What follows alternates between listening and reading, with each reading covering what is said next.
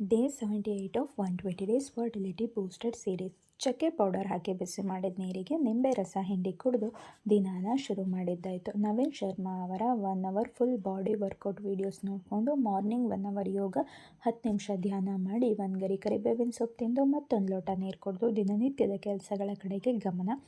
ತಿಂಡಿಗೆ ಎಂದಿನಂತೆ multigrain ಗಂಜಿಗೆ papaya ಬಾಳೆಹಣ್ಣು ಮಿಶ್ರ ಮಾಡಿ ತಿಂದು ಉಳಿದಿರೋ ಕೆಲಸಗಳು. ಇವತ್ತು ಮಧ್ಯಾಹ್ನ ಆದರೂ ಇನ್ನೂ ಪೇಪರ್ ಅಪ್ಲೋಡ್ ಆಗಿರಲಿಲ್ಲ. ಕೆಲಸ ಮುಗಿಸಿ ಡ್ರೈ ಫ್ರೂಟ್ಸ್ ಆ್ಯಂಡ್ ನಟ್ಸ್ ತಿಂತ ತುಗ್ಲಕ್ ನಾಟಕ ಓದ್ಕೊಂಡು ಕೂತ್ಕೊಂಡೆ.